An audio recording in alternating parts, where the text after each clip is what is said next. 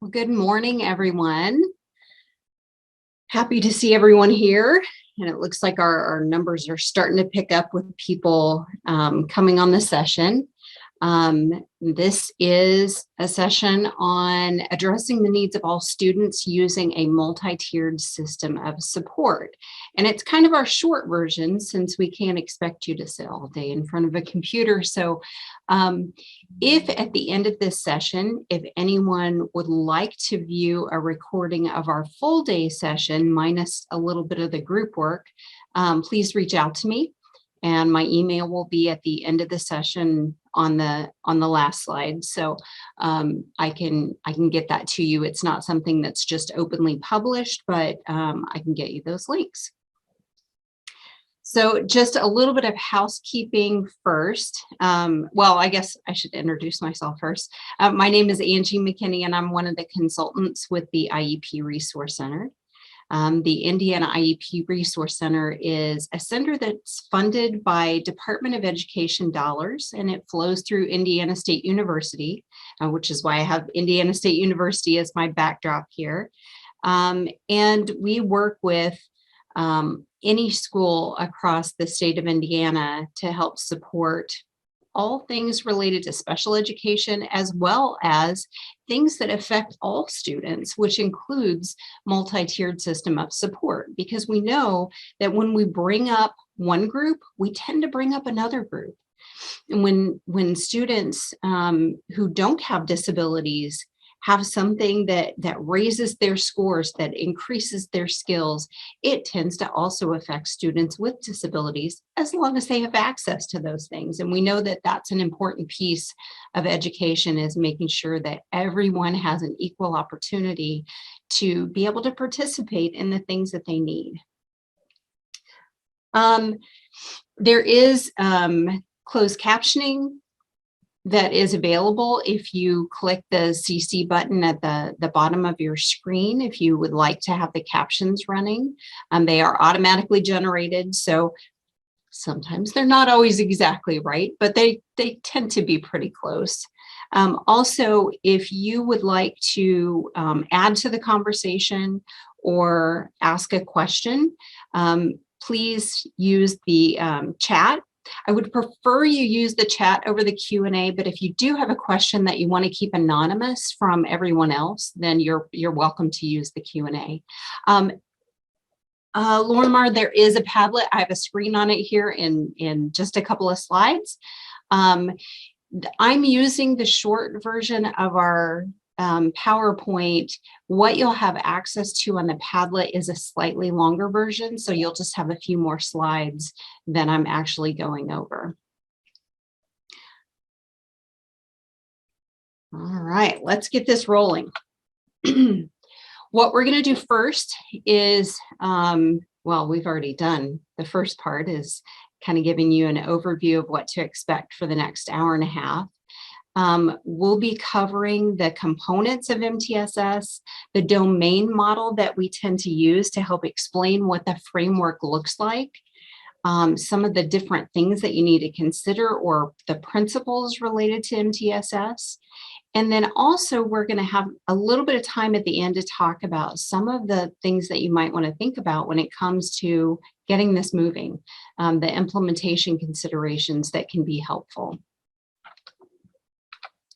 So what I'm hoping is by the end of this, you will all be able to identify those things related to the benefits of using MTSS, the components and principles, as well as some things related to implementation success. I will also kind of try along the way to point out a little bit of the difference between MTSS, RTI, PBIS, right? Million acronyms there. Because what we hear a lot of times is people saying, well, MTSS is just response to intervention with a new name. To some degree, there is a little bit of truth there. There are a lot of similarities, but what I would say first and foremost is that MTSS is an overarching umbrella framework that includes response to intervention and instruction, that includes MTSS, and that really, if you've got any programs or any initiatives happening in your building or in your district that tend to increase as the need increases, it really fits under that MTSS umbrella as well. But there are a couple key differences that I'll point out that I think are very different for MTSS and response to intervention, at least as far as RTI became. RTI started out with extremely good intentions, and it kind of changed along the way in its implementation and its use in different schools. So I'll point those things out kind of as we go along. This is the link to the Padlet. So you can either scan the QR code now, or you can type in that direct link. And the Padlet contains not only the handouts, but links to various websites that can be helpful, websites related to interventions, websites related to screening instruments and progress monitoring instruments, some videos and some webinars that can be helpful. Not something that you want to look at all at once. I would just tell you to keep this bookmarked, because we do add to it from time to time. When we come across something that looks really good, we add it on there. And the link will stay the same regardless of how many new items that we put on the Padlet. So keep that handy, look at it when you want to, and start digging into some of those resources. So here are some things that we occasionally hear, and sometimes an offshoot of one of these things, that I think there are a lot of misconceptions out there about multi-tiered system of support. We either hear that, oh, it's really just about behavior, or it's just about academics and not behavior. And really, MTSS is the full package. It's the way that we address academic skills and academic needs, whether it's a need for remediation or a need for extension. It also includes looking at needs related to behavior, mental wellness, and the overlap of all of those things, because we know that none of those things happen in a vacuum. And that is one of the big differences between the way that RTI really addressed the needs of students and the way that MTSS looks at things. MTSS really has a whole child approach, knowing that we have to consider all of the aspects of the student when we're planning for support for them. MTSS, it's just a fad. You know, we do a lot of things in education where, well, if you wait long enough, it's going to disappear. Really, MTSS has taken hold over a lengthy period of time, and multiple states across the country require a multi-tiered system of support as part of what they do in education. It's a little bit different in Indiana. It's not really a requirement, but you'll see on the next slide that it is something that has been recognized by the Department of Education as being part of how we educate students. So I'll go over that here in just a second. MTSS is only really for students with disabilities. Or even more commonly, I hear MTSS is only for students that don't have disabilities, because once they get into special education takes care of those students. That's not the way it works either. It's all about everybody getting what they need, when they need it, for as long as they need it. And then those supports are scaled back or changed. MTSS, it's just one more thing I've got to do. It really isn't a thing that we do. It's not a verb. It's not a program. MTSS is a framework for how we organize all of the stuff that we do. And it does help us to allocate those resources in a way that provides equitable access to students. It's a way that we help make sure that everyone is getting what they need, and that we coordinate all those supports and services that we have going on in our schools. And each of you is going to be in a school or a district that has different things. Your resources are all going to be different everywhere you go, and your students are different and your staff is different. And MTSS has the flexibility to say, it doesn't matter what you have going on, it's about coordinating those things. MTSS, it costs too much money because there's no funding really to go along with it. And it takes more time. Again, it really doesn't.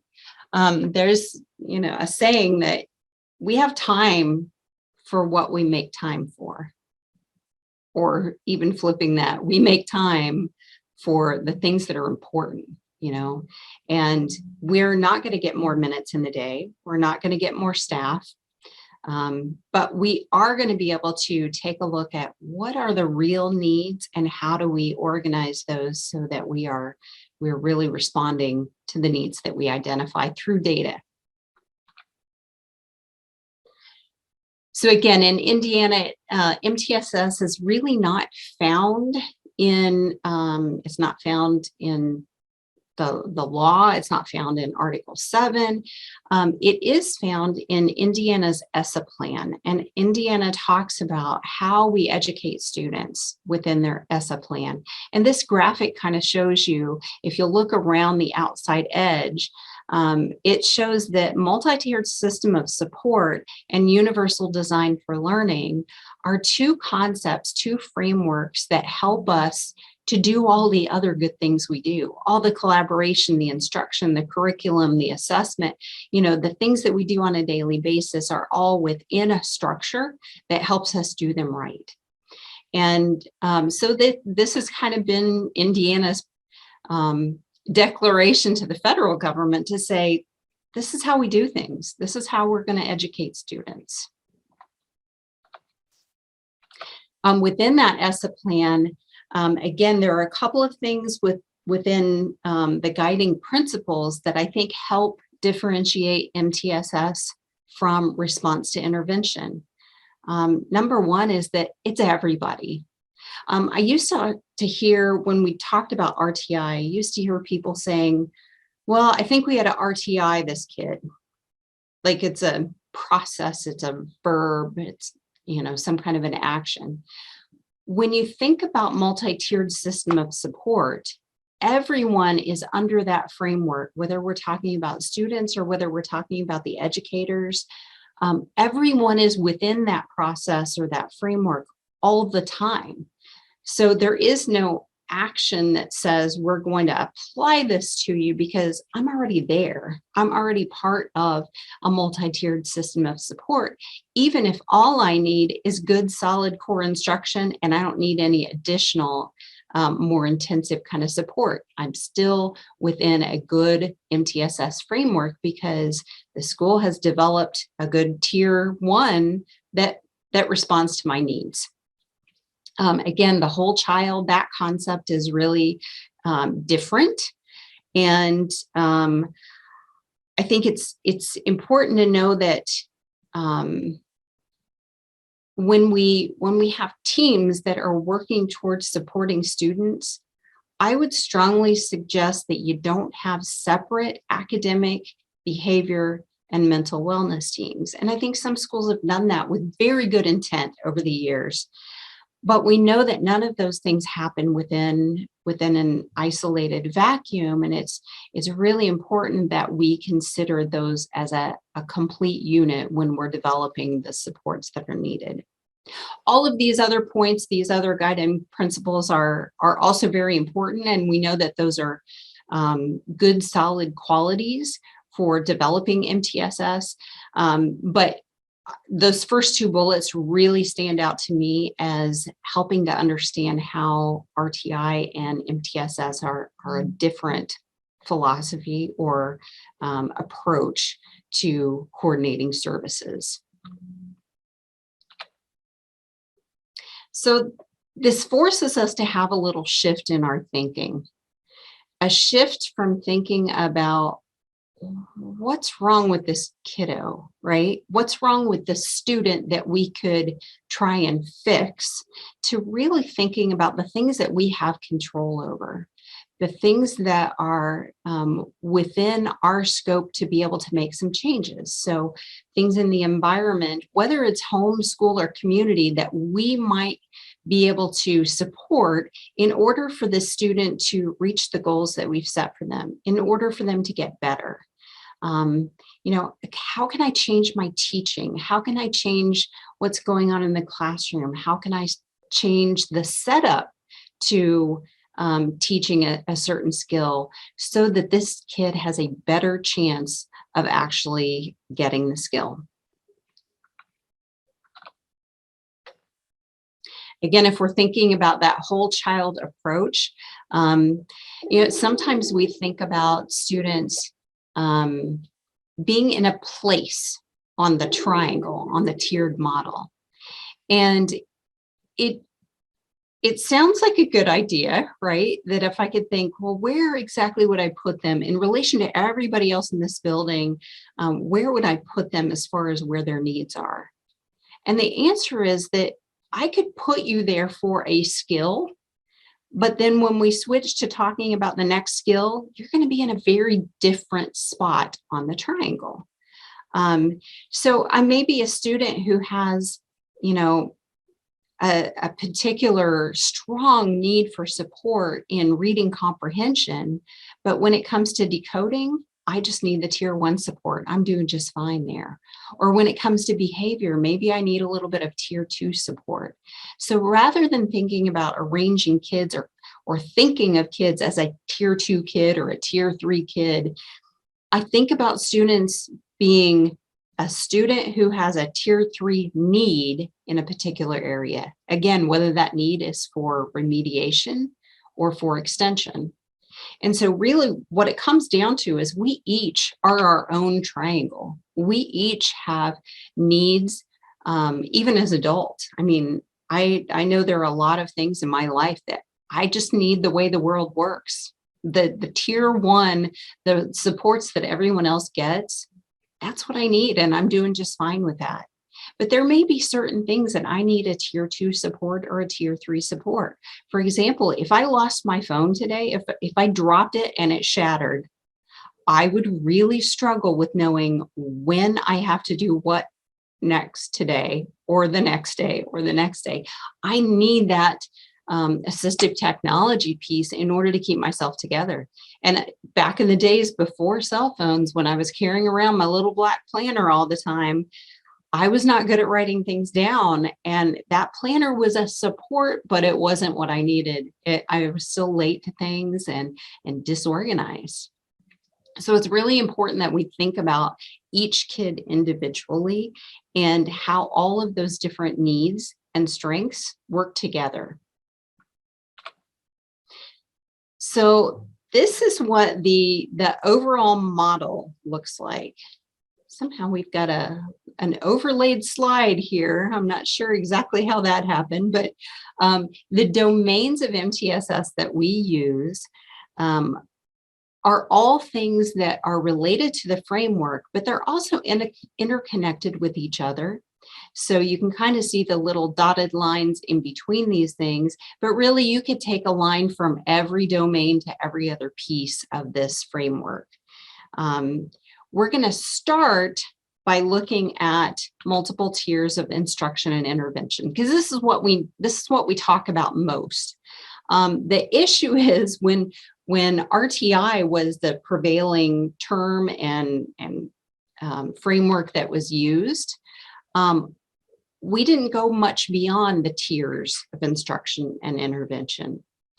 And these other pieces, the leadership, capacity building, the infrastructure, communication, collaboration, problem solving, and really evaluating based on the data, all of those things are helping to sustain the stuff, right? The instruction and the intervention, and helping to coordinate it and make sure that it's effective. And I think with RTI, a lot of times when schools had, some really good effort going into providing response to intervention and instruction, sometimes it fell apart because of one of the other domains not being attended to. Lattice, that's Lawrence Township Integrated System of Supports. I like it. I like it. And it doesn't matter what you call it. It just matters that we're using a good framework in order to make these decisions. So very interesting. All right, so let's dig into these tiers. And I'm going to tell you first and foremost, tier 1 is the absolute most important tier. If you do nothing else, make sure that your tier 1 is good, solid core instruction.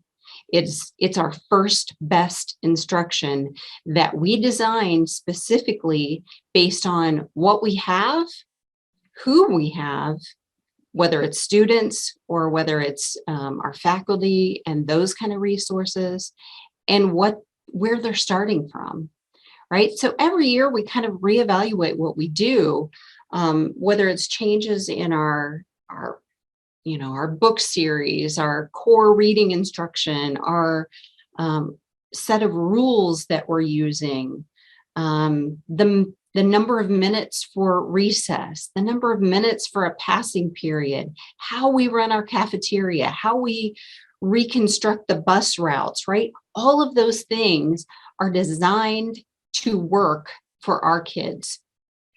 And sometimes our kids change or our situation changes. And so our tier 1 has to change along with it. You're going to see this repeated over and over again. It is critical that these are evidence-based programs and practices.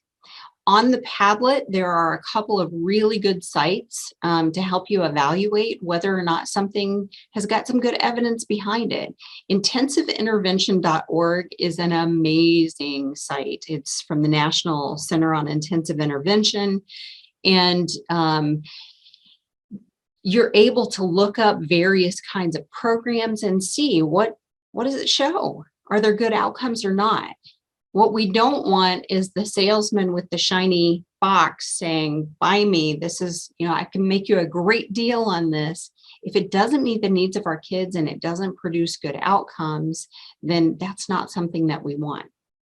But you'll see that repeated at every tier because it is so critical. We'll know if our core in academics, our core in how we approach and teach behavior, our core in mental wellness is effective if about 80% of the kids are meeting the benchmarks that we set for them.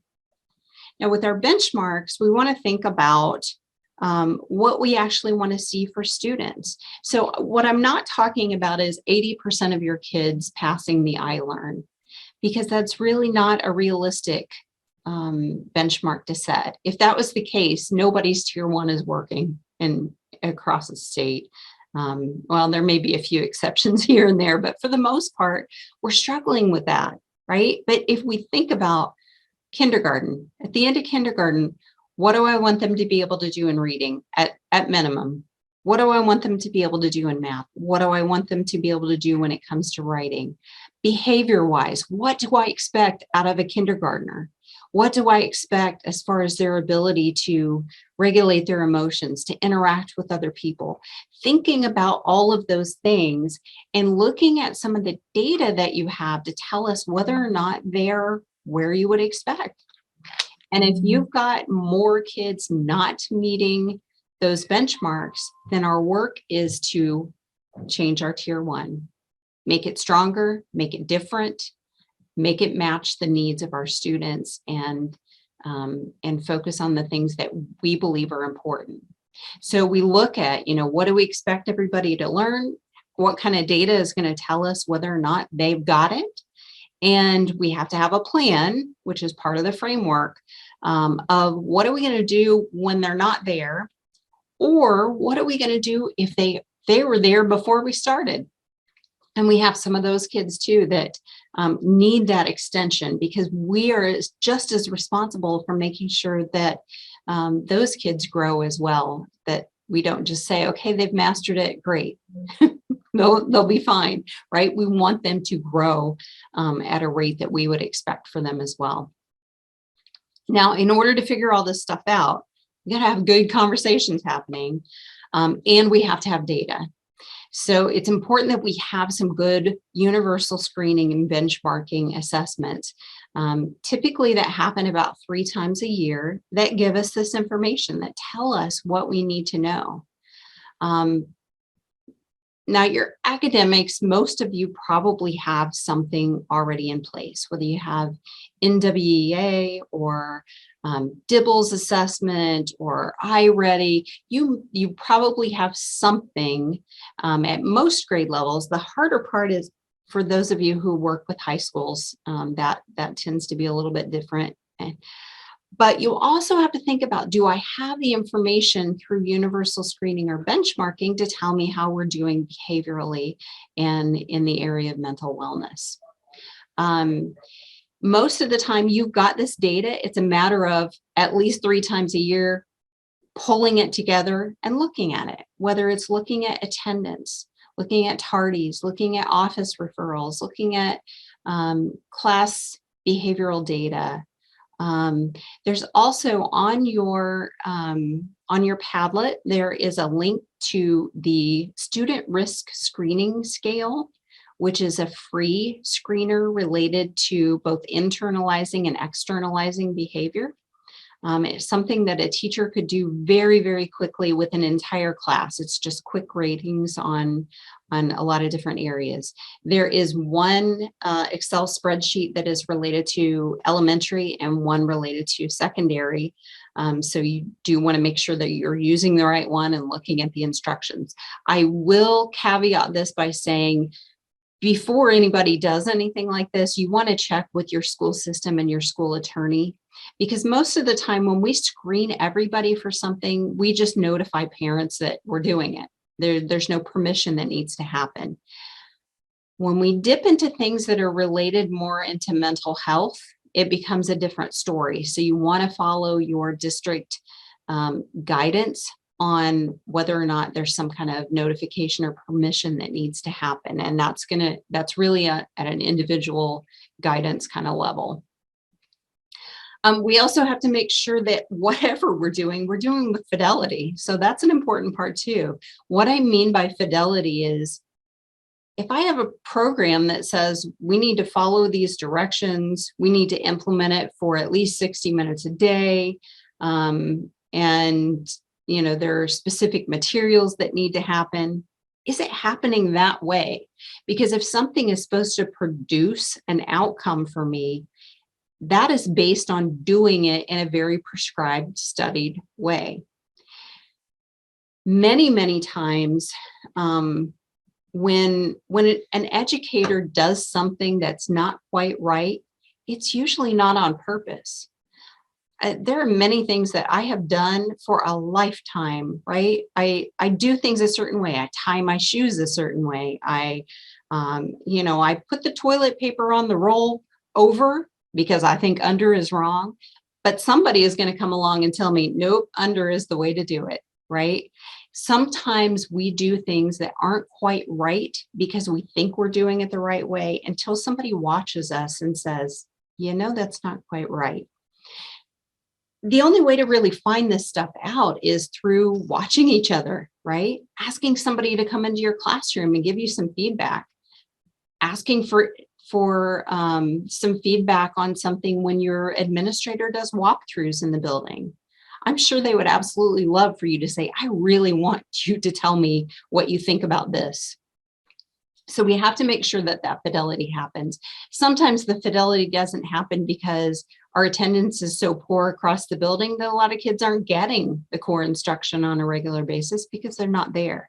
I mean, we saw that happen during COVID. We saw a lot of kids not getting the core instruction they needed, not because we weren't there to give it, but because they didn't sign on, or they didn't watch the video, or whatever it was that needed to happen. That's an impact on the fidelity, which means it's not the core that's not working. It's something else that's causing it to have an issue.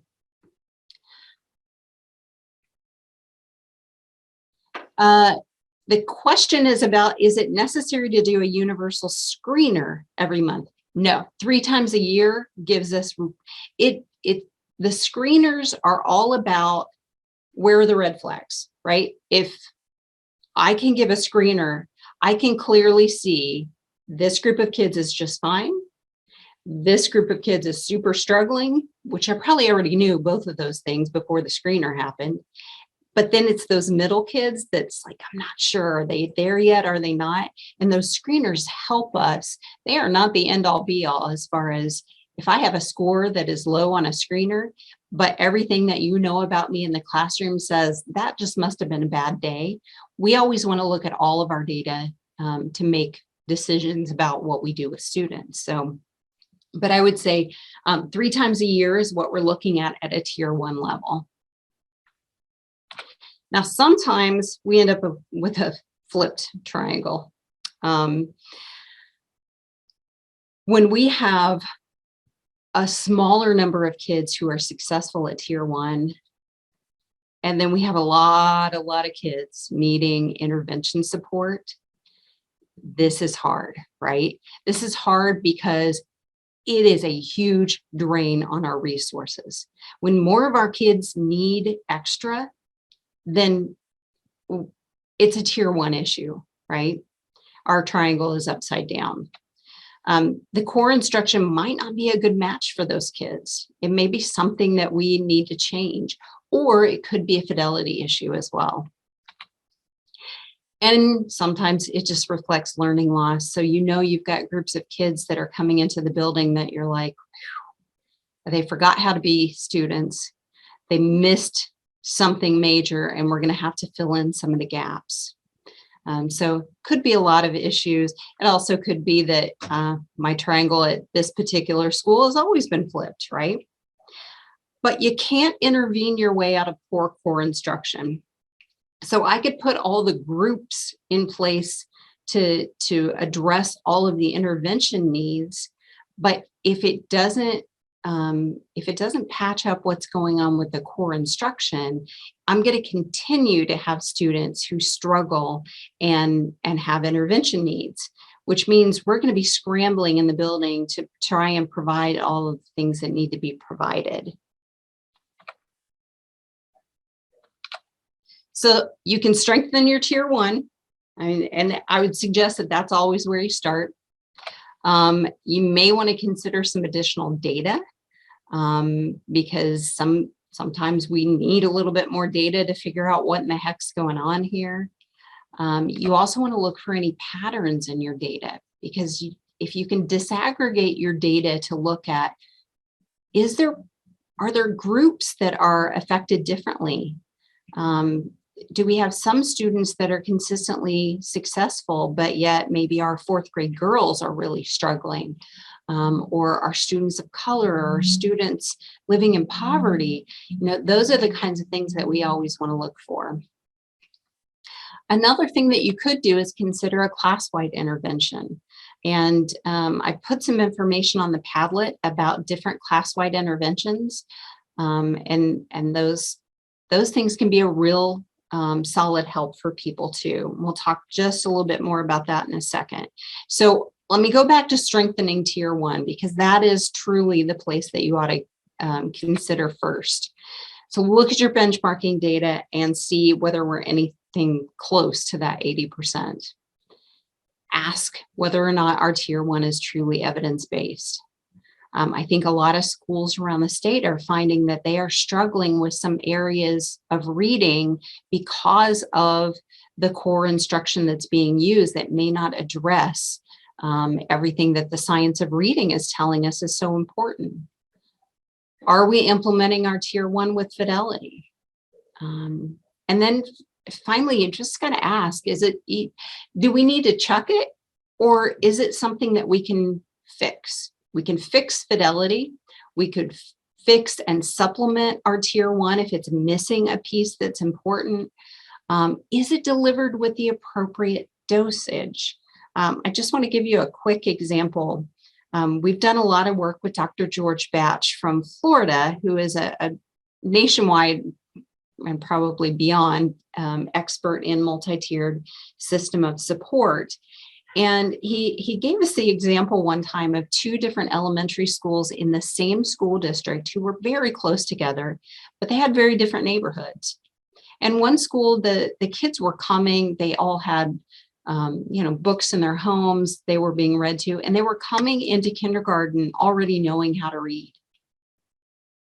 Didn't take a lot for these students to make progress in reading.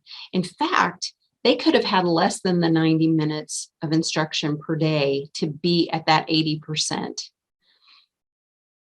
School down the road had a lot of transient students, had a lot of housing projects, had a lot of kids living in poverty, kids living in conditions where they didn't have the supports and the resources. That doesn't mean they're not going to learn how to read. But for these kids, it meant that really at their core instruction need, they needed a dosage of about 120 minutes of reading instruction per day at tier 1, right? The law says in Indiana, we've got to get those 90 minutes of reading instruction at the elementary school level. But it was clear for this group that they needed more, right? So the dosage is really important in figuring out, how are we going to do this? Do we give 120 minutes to everyone every day, or do we give the 90 and know that we're going to have a ton of intervention groups that are needed in order to make sure everyone is making good progress? There's some big issues that come up around equitable access too, when we're talking about how we identify students and how we serve students. One of the things is that effective instruction is not the same for everybody. And teacher A's class could have solid instruction and teacher B's class not so much, right? So my access to good quality instruction could be different than someone else. Sometimes when we use screening results, we may say, oh my gosh, so many of our kids need support. So we're going to drop the bar a little bit because we can't have that many kids in our tier 2 and tier 3 support, which means that you've got some kids who would have needs that aren't getting the supports that they need because they just were a little bit too high on the screener. Sometimes our screening results can lead to more kids, especially from marginalized groups, that are pushed on for a special education evaluation, that are put in intervention, or sometimes are kept from intervention. It really, it can make a big difference there. So we want to make sure that we're always using those screening results with the lens of, this is not the only source of information. So we're getting input from the teachers. We're having conversations about what do they think about different students. And we're trying to promote good quality tier 1 instruction in every single classroom. So I'm going to talk just a little bit about class-wide intervention, knowing that we certainly don't have the time to go into it in great detail. But if you explore the Padlet, you will find just about everything that you need to through some modules through the IRIS Center, which goes over lots of different ways to do class-wide intervention. Most of what they're talking about is using the PALS system. And so I see some names on here that I know you probably had some background in peer-assisted learning strategies. And it's still a thing. It's a little dated, but you can also take information from some of those modules and learn about PALS and create your own stuff rather than having to go through high dollar training or purchase materials or anything like that. So when you use class-wide instruction, we consider that tier 1.5 because you're giving it to the whole class, but it is above and beyond what you might have typically done for your tier 1. When you do something like this, it gives you the ability to reach more students. It saves time because a lot of the class-wide intervention procedures can be layered on top of the instruction that you're using. It's just, it gets woven into that. Doesn't cost a lot, doesn't take a lot of time. It can reduce the amount of students who have difficulty in the future and who need tier 2 and tier 3 support.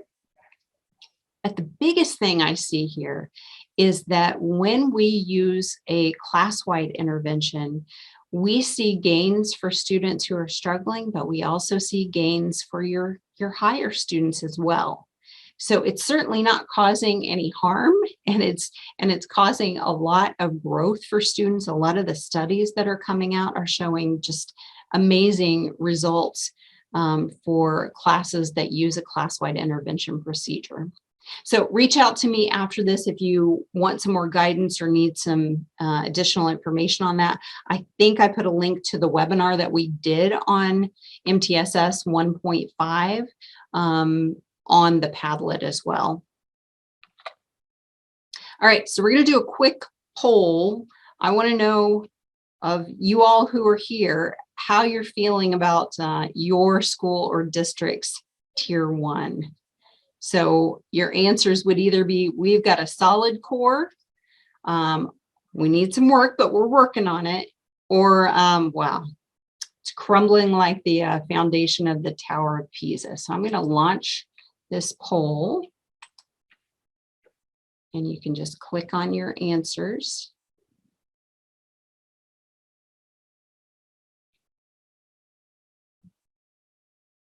I love it when people participate. This always makes me so happy.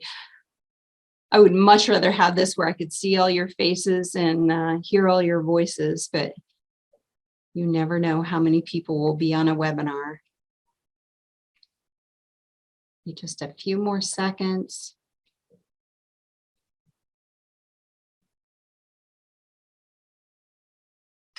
All right, I'm going to end the poll and show you the results.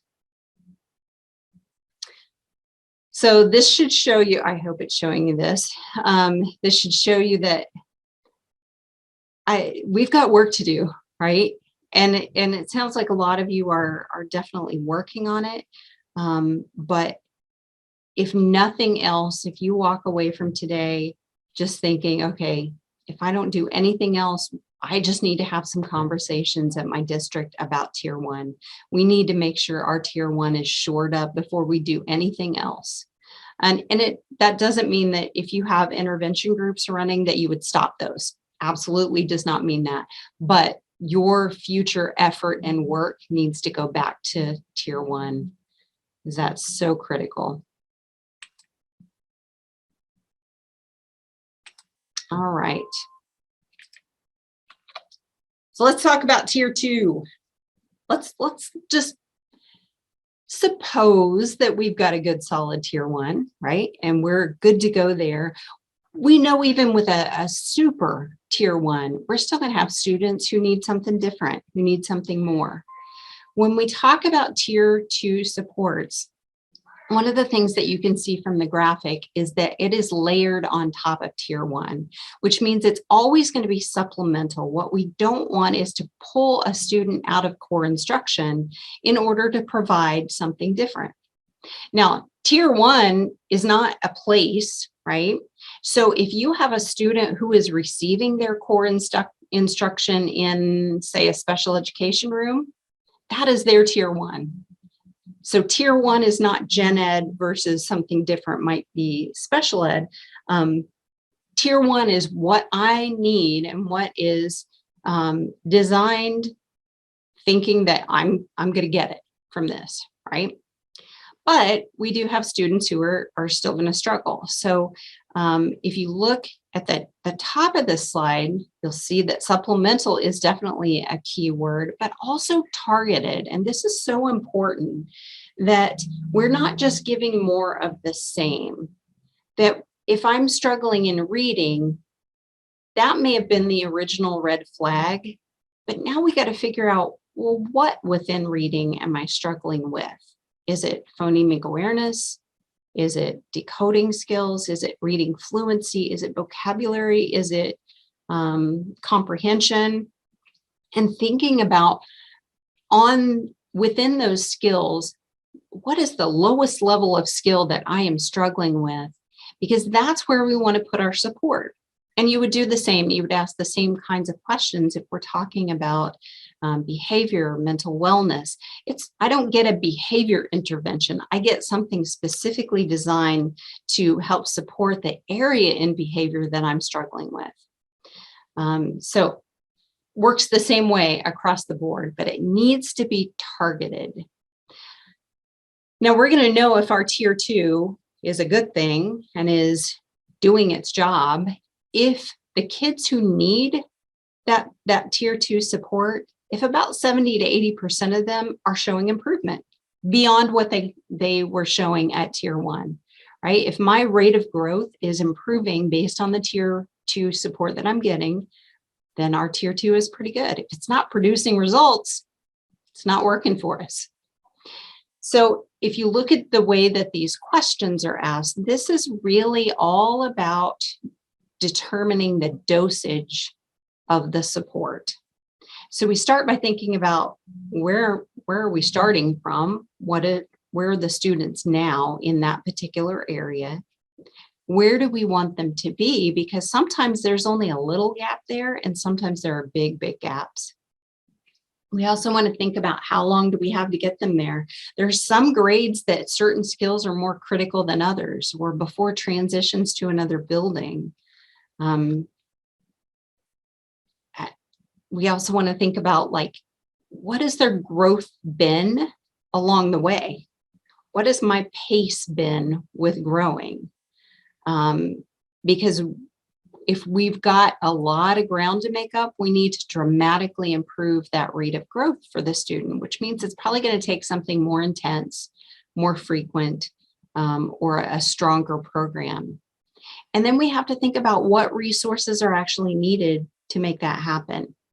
Now, whether or not a student is in tier 2 or tier 3, it really doesn't matter. I mean, tier 2 and tier 3 are just visuals to help you understand that things get more intense as the needs are more intense, and fewer students need that level of intensity.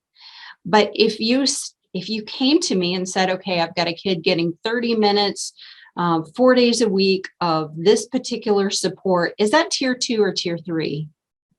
I don't know. It doesn't matter. I mean, really, when it boils down to it, it's what do I need, and let's put you in it. So it's just a structural thing more than anything else. When we do give students more intensive support, though, we realize we're putting resources out there, right? We're spending time, money, hours, all of those things allocated towards a particular student, not the masses anymore. And so we want to make sure that we're making good decisions about those resources, which means we have to assess more frequently.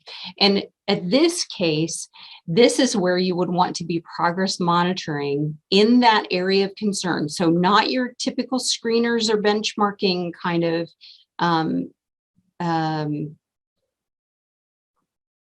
data pieces, but something that is very targeted towards what we're working on. And you want to do that approximately once a month, right? We need to make sure that we have frequent enough data in order to make good decisions. And that's a general guideline. You may determine that you need to do that more frequently for a student, but in general, they talk about one time per month. You also want to make sure you continue to monitor that fidelity and to use good, solid, evidence-based instructional practices. Now, here's something that I think is maybe a little bit different than some of you might be doing.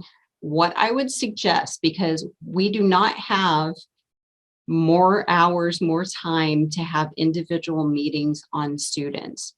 What I would suggest is that at tier 2, when you're talking about your initial structures that we're putting in place for interventions and supports, that you are using your existing teaming structures to talk about things. So your PLCs, your grade level team meetings, your content area team meetings, However, you already have that set up within your school to say, these are our teaming structures that already exist.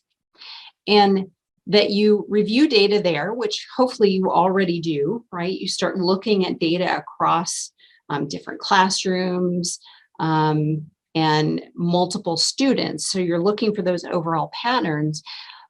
But you also tend to have those conversations during those meetings about, man, I've got like several kids who just are not getting the process of long division. And somebody else may chime in with, yep, me too. I've got several of them too. What can we do to help support the process of long division?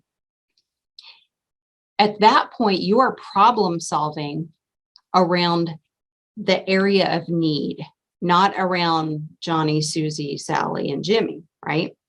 So you spend your time coming up with, here are the needs, here's what we can do to help support those needs. And then we're free to plug kids in and out of those supports rather than meeting on each individual student. Hopefully that makes sense. It really is a better use of your resources and time to problem solve around the issues. You also want to make sure that whatever you come up with, that you come up with some key things that are likely to work, that you're not coming up with 10 different options for dealing with decoding. It's like going to the Cheesecake Factory and opening that menu that is like an entire encyclopedia, right? Too many choices. I need to know a couple of key things that I think are likely to be helpful so that I can get really good at those few things and that we can put those different supports in place.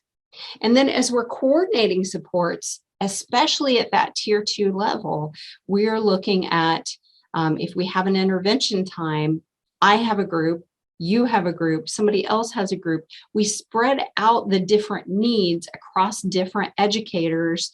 And hopefully your school might have some coordinated time where you can tap into a lot of different people.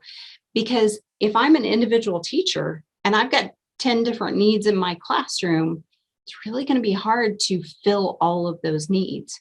But if I can be part of a network that says the decoding kids come to me, the math fluency kids come to you, the social skills kids go to a different area, then we're able to tackle more things at once and kind of share. It's that collaborative shared responsibility that's so important in education.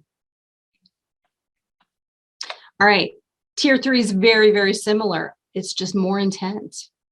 And really at the tier 3 level, when we feel like, and again, I know there's a gray line between what's tier 2 and what's tier 3, but when we feel like we're moving up to a super intense level of support, this is where we ought to be having meetings with our people call them a million different things, GEI teams, STAT teams, SAT teams, SSTs, whatever it is that you call that.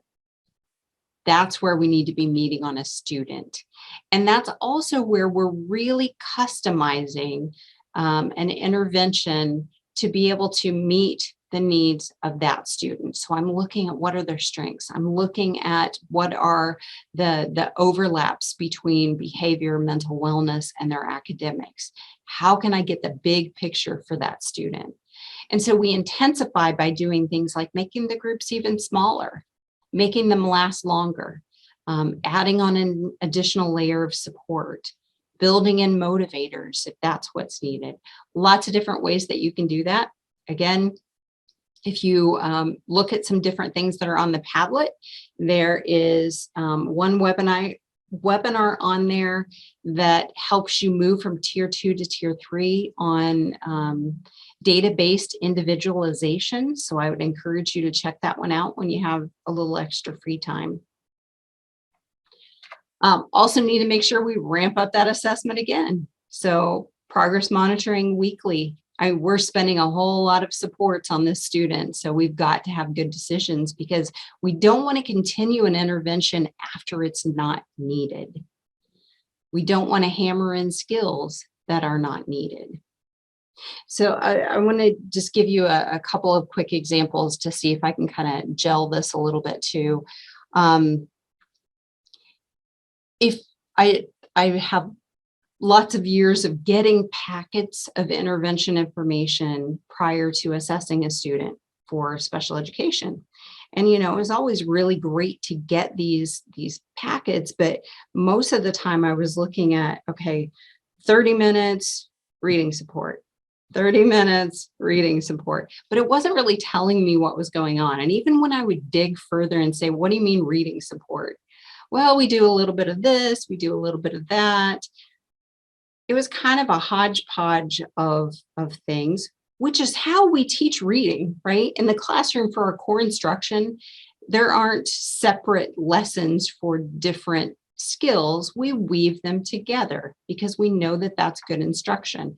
But when we're talking about targeted supplemental instruction, we need to make sure that we're spending every minute that we can supporting the area of need. So I would get a lot of students who, when I would look, it looks like they're getting 150 minutes of reading support per week, which they are. But if what my big concern was reading fluency, and they only spend maybe 1 to 2 minutes per session working on letting the kid read out loud and getting some feedback, and that's probably an overestimate in a lot of cases. Then we're suddenly looking at a 5 to 10 minute a week reading fluency intervention, which is a big difference from 150 minutes down to 5 to 10 minutes.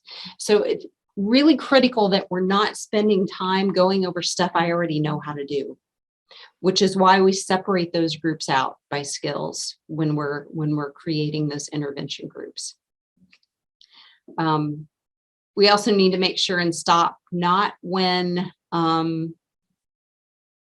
we have a prescribed meeting time. If we know after 2 weeks that a student doesn't need this anymore, they've got it, maybe it was just a little glitch, maybe the data wasn't quite right, but we can tell that a student doesn't need a certain support anymore, we don't need to make them sit through another 7 weeks of it because we only make decisions at the end of the 9 weeks. That can be a general guideline, but we have to make sure that we are using all of our resources wisely.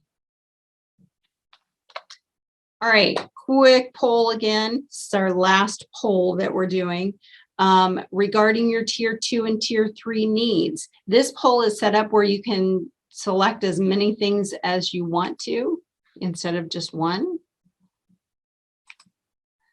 Go to that one and launch that. See where our needs are.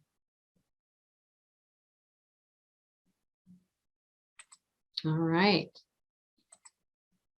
So there must not be a lot of secondary people on here because I think that tends to be something that comes out all the time is, oh my gosh, we're doing an okay job at the elementary, but secondary, man, we have no idea what we're doing. A lot of all of the above though. And, I think all of the areas are things that are hard because they're pieces and parts of what make this effective. And even if you're really struggling at 1 or 2 of these things, if you're doing some good things and maybe you're creating equitable supports across grade levels and classrooms, then that's still great. Anything that we do is a step in the right direction. All right. So where does everything else fit in? I mean, that's the question a lot of time is, okay, this all sounds fine and dandy, but where's special ed? Where's title? Where's accommodations? All of those things. Really, no matter what you're talking about, I will tell you that you can take any of these things and put them into the center of the triangle and see that they happen at all tiers. So for example, accommodations. If I'm a student, whether it's because of a 504 plan, an ILP, an IEP, any of those things, If we determine that I need extended time on tests, then we determine that for a reason. So it's most likely either that I write slow, I process slow, I get super distracted, or I've got a lot of behavioral issues. And a lot of times by the time that I get myself together or somebody helps me get it together, I'm out of time, right? Or I have a lot of anxiety related to time pressure. Whatever the reason, there was a reason. We didn't just hopefully check the box and say, well, that sounds good, right? So I'm getting it for a reason, which means that my person, my special ed teacher, my 504 coordinator, whoever it is, has gone to all of my teachers and says, Angie needs extra time on tests. Okay, so we do that. We do that in math. We do that in social studies. We do it in reading. We do it any place that we have any sort of test. But if I have a tier 2 support and I'm doing something within my tier 2 time, I still need extended time, especially if I'm writing slow, processing slow, whatever that need is. My need didn't go away just because the setting changed, the task changed. Same thing with tier 3. If that need is there, then that follows me into any of those kinds of supports. And another one, differentiation. I mean, we differentiate in the classroom. Good teachers just differentiate all the time to make sure and draw in as many students as possible and meet their needs. Well, within a tier 2 group, maybe I have, 5 to 9 kids in this group. It doesn't mean they all need exactly the same thing. I'm probably going to have to differentiate within this group. And even at tier 3 with 2 to 3 kids, I'm going to have to differentiate because they are not the same. They are not the same learners. So it's just important to think that nothing happens outside of the triangle, right? There is no other triangle. There's no fourth level. And I know I've seen some models out there that I'm like, okay, special ed is in the triangle. EL is in the triangle. Art teacher is in the triangle, right? Everybody is part of this framework and making sure that we are capitalizing on all of the good things that are happening within our school. Okay, we're gonna do a very quick kind of sailing through the other domains. I don't want you to think that these domains are any less important than the multiple tiers of instruction and intervention. It's just that we don't have the time to dig into them quite as deeply. But we're going to start with leadership. And we know that leadership is important in pretty much anything that we do in a school. The rest of the staff could want something to happen. It's not going to happen if your principal is not on board. So we've got to have that principal leadership to begin with, but we also need to think about creating a school-based leadership team that helps to make sure that MTSS is running smoothly. And that team should be cross-disciplinary so that we're representing different areas, different grade levels, that we're not leaving somebody's voice out of the process. This is not the team that meets on any student that's going to tier 3. This is not the team that has to go out and complete all the interventions. This is a team that helps facilitate the entire process, making sure that if there's coaching that needs to happen for staff, that we get that arranged, that if we determine that there's some professional development that needs to happen, that they're helping to facilitate that as well.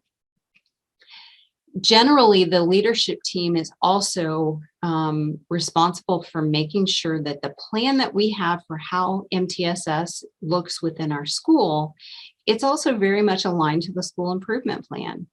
And in most cases, in fact, I just can't think of an example where we would have something on a school's improvement plan that MTSS would not help with.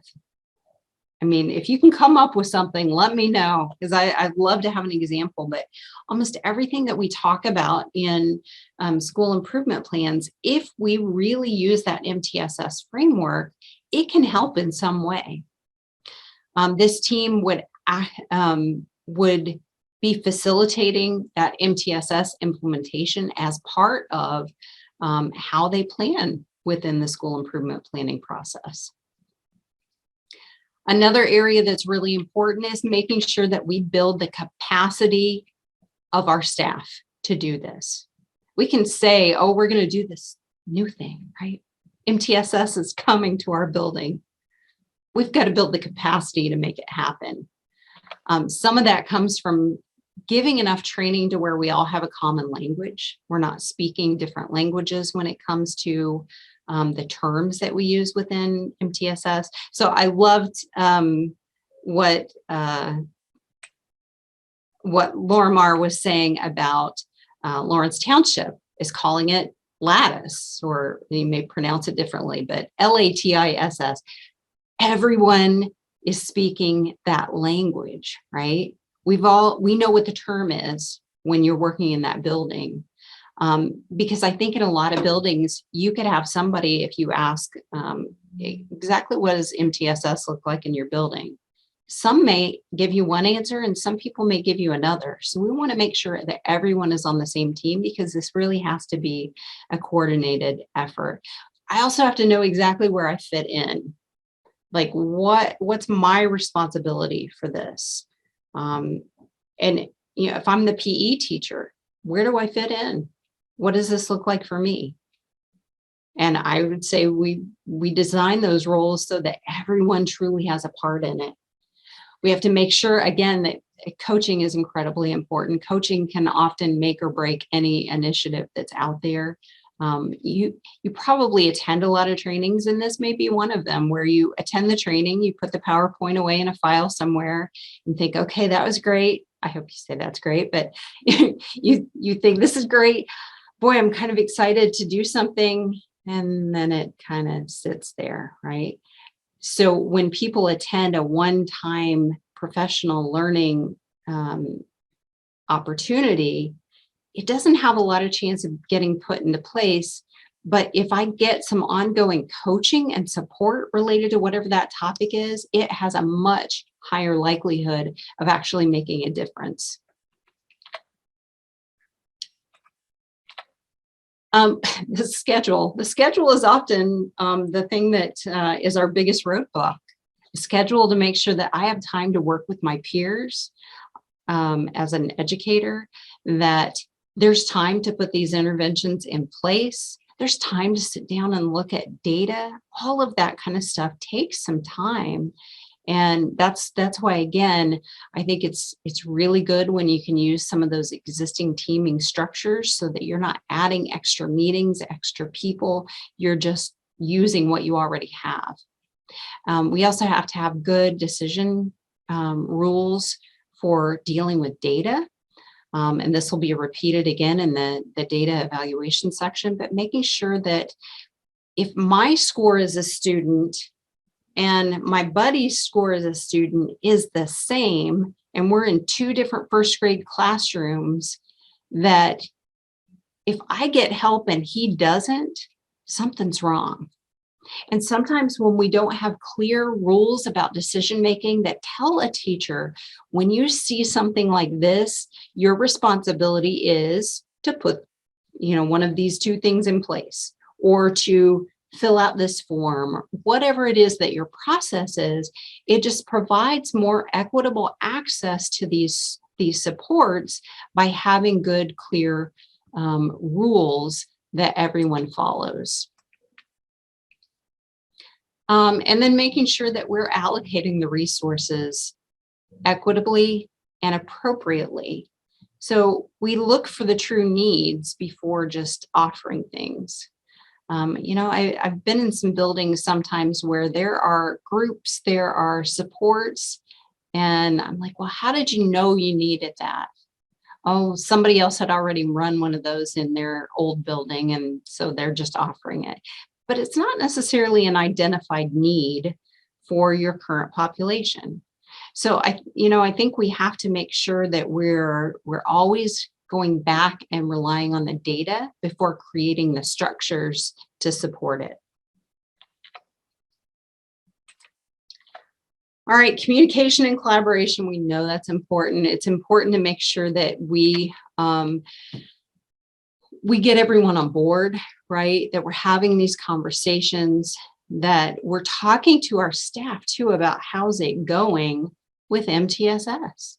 How is the framework happening? Because it's never going to be perfect, right? But if you can have some conversation about, here's our goal for this next year. We want to get better at evaluating data. We want to get better at getting our families up to date and involved. Whatever it is that you're looking at, we share that information. I think one other piece that kind of sticks out for me here too is that it's critical that the interveners and the classroom teachers know what's going on. Because if I'm providing an intervention, but I have no idea what's happening in the classroom, it's the same issue that we sometimes face with special educators who maybe aren't sure what's happening in the regular instruction, because during that time, they're providing a different instruction in their classroom. We have to make sure that all of these things link up in order to have the most impact. And we sometimes get some really great outside providers that are helping in our schools, such as mental health providers that come in from Meridian, from Cummins, all of those different places that are coming into a lot of our districts. It's great, but we need to be coordinating what's happening there, because they really are a tier 2 and tier 3 support. And there has to be some communication back to the school to say, here's what we're working on. Here's what's working. Here's what you should expect in the classroom. Here's how we can adapt to what we're doing so that the kid is actually generalizing those skills into the classroom and onto the playground and onto the bus where it really counts. So just making sure that we are truly working together and not in silos. Right, the problem-solving process, it's critical that we're using a data-based problem-solving process. It's not a gut feeling. It's not yeah, I think it's working. It's what does the data show us? And there are a lot of different ways that you can problem solve using data. But however many steps that you identify, it's important that you're using a process consistently. I've been in a lot of meetings on students that were more time was spent talking about the concerns and talking about the frustrations than problem solving truly what might be a good support for the student. So we're always using data to be able to guide us in the right direction. And whatever the reason is for the gap, we need to make sure that we are designing the plans to help remedy that. We are also using good progress monitoring data to help us know whether or not during that problem-solving process, whether we should be changing something, whether we should be adding to an intervention, getting rid of an intervention, changing it all together, whatever that is. We have to monitor the progress. And when we see what the data is showing us, we have to act on it and do something different if it's not working. We disaggregate that data to look for any groups that might be affected differently. And then we also want to think about within our leadership team, especially, that we are problem solving MTSS itself, meaning if our framework has got a hitch somewhere, that we look at the data and say, you know what, I think our data is the problem. We don't have good access to our data, or our data is in so many different places that we are not tying it all together. And then we use that process then to make our framework even better. Let's jump into data. we're down to our last 15 minutes, so I'm going to cram in as much as I can to make sure that you get plenty of information here. It is absolutely important that we not only have data, collect data, I as an educator can get my eyes on that data and I get what it means, right? I have to understand it and have access to it. And the data that we need, in general, we collect a lot of data that tells us what other pieces of data have already told us, right? We have data that you probably get some things in your classroom and you're like, yep, I already knew that. That's exactly what I knew. And somehow we collected data that told us the same thing as another data piece. We have to make sure, though, that we do have data that shows us the red flags. Who's at risk? Quickly identify who is likely to be at risk. We also need something that's going to tell us why they're at risk. And sometimes that comes from the kids who are at risk. We start looking a little deeper and diagnostically at some of their work samples, some of the things that are happening in the classroom, their classroom-based work or assessments. We also want to make sure that we have good data that tells us along the way what the growth is looking like for the student, how they're responding to what we're giving them. That tells us maybe what we ought to do next, right? That's the best kind of data when I get a data piece that says, okay, you got this skill and here's the next skill. So here's the next thing you should work on. And then we definitely need to make sure that we have data that tells us when we cross that line, the finish line, to say, you got it, woohoo, you're there. So data that tells us when you have reached a certain skill that we need to now focus on something else or return you back to tier 1 or tier 2 or whatever is needed. That's important data too. There are sometimes, we have lots of kids who have lots of needs that have ongoing tier 2 and tier 3 support needs. But we occasionally have kids who have maybe even a huge need, but once we fill it, they're good to go. If I'm out for getting my appendix out, right? Maybe I miss 2 solid weeks of school. When I come back, depending on what grade level I'm in, what classes I'm taking, how intense that lesson was for those 2 weeks, I may need some really intensive intervention to be able to catch me up. Because sometimes it's not a matter of just, do I do the assignments and the homework? Sometimes it's extra instruction that needs to happen to catch me up. But once you catch me up, if I didn't have other needs, I'm probably good to go, right? So you can go from a tier 3 back down to not needing any additional support beyond tier 1 in those kind of situations. For other kids, they are constantly in flux. I needed this, okay, I can go back down here, but I need a little bit more here, and back and forth. So we're always looking at the data to help guide us as to what to do next. Again, we need to have some policies and procedures around what are those decision-making rules. How do we do certain things? How do we assess? How do we do it so that I know I'm using it correctly? If you don't give certain assessments in a standardized way, your data is not meaningful. So we have to make sure that we're using things appropriately. And again, that we're using this information to allocate resources, and we're checking things like checking our data entry, our tables, our scoring, all of that kind of stuff. So ask yourselves, within your schools, within your teams, when you go back and start talking to your teams, do we have data in all of the different areas? Academics, behavior, mental wellness. Do we have all of those areas? Where are we missing? Maybe we have certain things, but then we hit, 5th grade and suddenly we don't have anything in a particular area.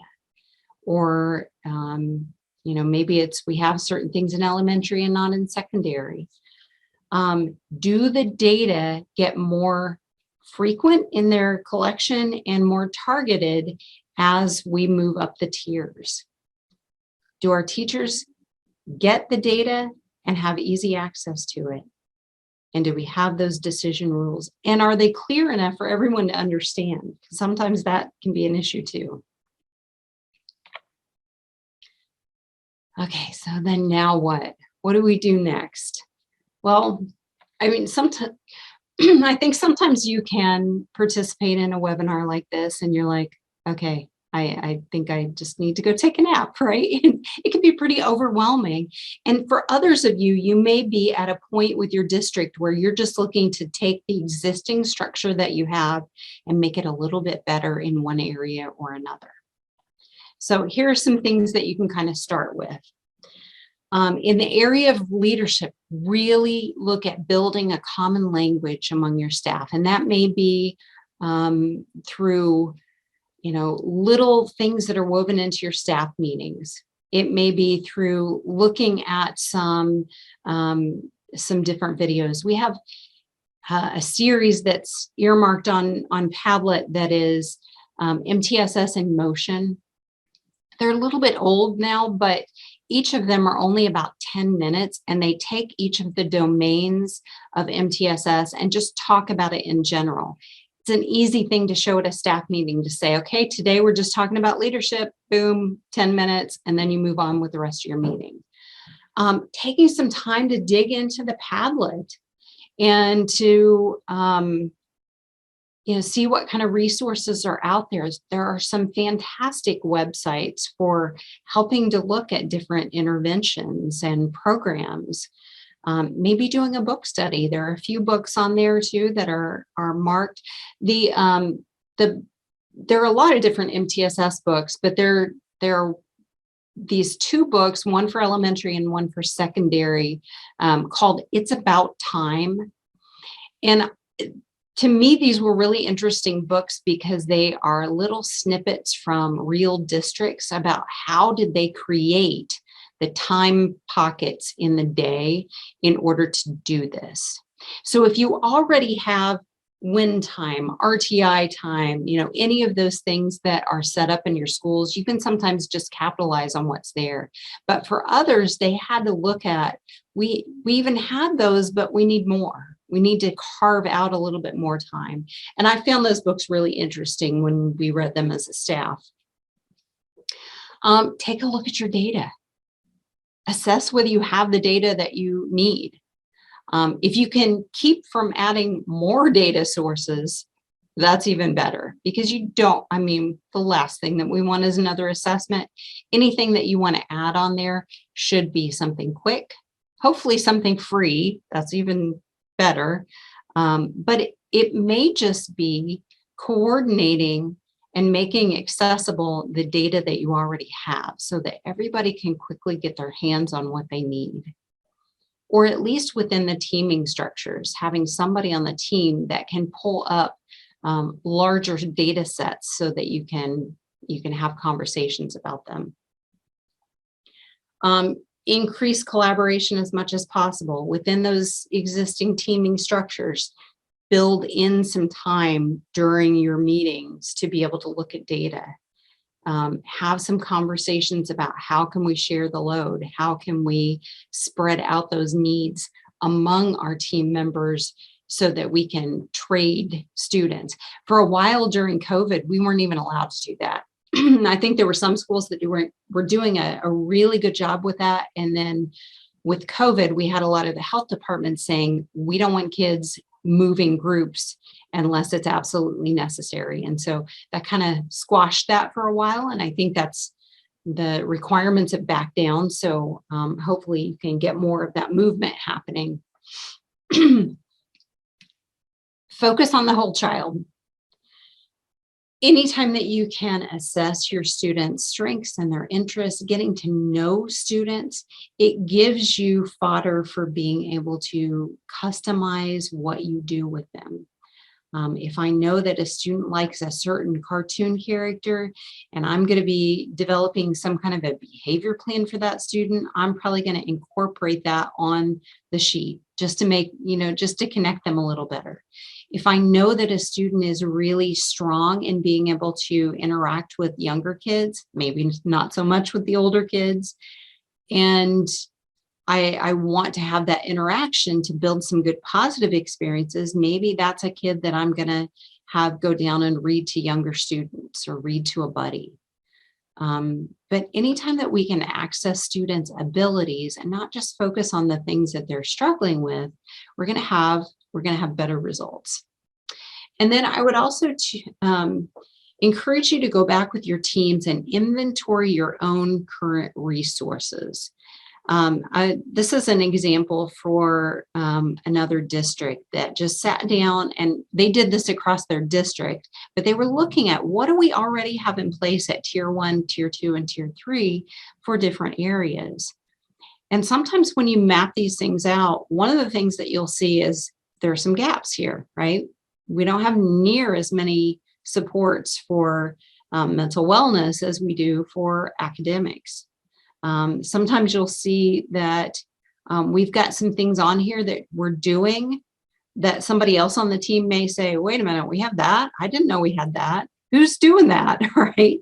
We have pockets of greatness that happen within our building that not everybody knows about or even knows is a potential support. It's also a good idea that once you do this, that you start going through this list and asking, do we have data that says this is producing positive outcomes? Because you may find things on your list that you've been doing that aren't giving you any payoff. And it's important to clear the clutter out of your system rather than constantly just adding to the system. There is a blank one of these forms on the Padlet. So if you want to do this with your own team and just sit down and talk about what's happening within our building, you can create that on your own. There are a lot of different resources. And again, most of these you're going to find right on the Padlet as well. But I want to point out just a couple of them that are kind of my favorites. The Swift Shelf, the Swift Center is a National Technical Assistance Center, and it's like almost anything related to MTSS. If you go to Swift Shelf, you can find more webinars, podcasts, papers, printables, all sorts of things related to MTSS, not about the interventions themselves, but about the process and the structure. And it's not exactly the same as the domains that were in the model that we use, but it's similar concepts. So check that one out. The others are good too. I just want to highlight a couple of them. If you want to know anything about Universal Design for Learning, CAST is the place to go. The National Center on Intensive Intervention, again, that I would never have enough time in my life to get through everything that they have on this webpage. So there are some really good things on there. And we've used a lot of that in some of the different webinars that we've done on data-based individualization, on some of the MTSS 1.5 stuff. So definitely check that one out. Florida Center for Reading Research, anything that you want to know about reading and you want to be able to print up activities to get at key skills for free, that is a great place to go and research that. And then the last one on this page, the University of Missouri has the Evidence-Based Intervention Network. And I really like this website because the interventions that they have here, you can, in most cases, you can find an intervention to help fill a need, and it will give you a little intervention protocol for here's how you do it. And in some cases, a little video or a clip to show you what this might look like. I really like this website, and there are a lot of things on there, and it gives you a little background on the intervention as well. A couple of things that we have on our website, but again, everything is linked to your Padlet as well. So my last order of business for today, if you wouldn't mind just quickly scanning the QR code on the left-hand side of your screen and completing an evaluation. You'll also get an email reminding you of this because you will get professional growth point certificates for today. The scan on the right, as of right now, we have, there may only be like one more training after this for the end of September. However, this is the same QR code that once we add additional trainings for this next year, you'll be able to find them there, at least as of right now. So I appreciate everyone's time. Thank you so much for hanging in there today. My contact information is here. So again, if you have any other questions or need hooked up with a particular resource that you can't find on the Padlet, please reach out and let me know. And we will be with you on another training in the future.